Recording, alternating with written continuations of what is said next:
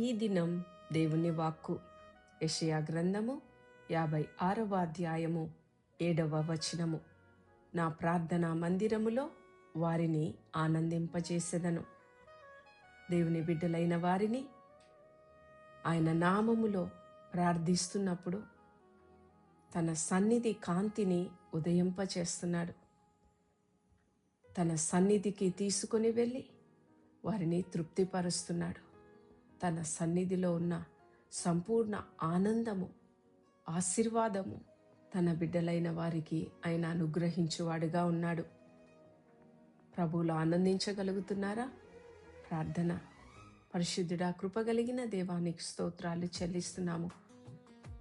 ఈ పునరుద్ధాన దినమున నీ ప్రజలైన వారు నీ సన్నిధికి వస్తుండగా ప్రార్థనలను అంగీకరించి నీ దీవెనలతో, ఆశీర్వాదాలతో, ఆనంద తైలముతో అభిషేకించమని ప్రార్థిస్తున్నాము.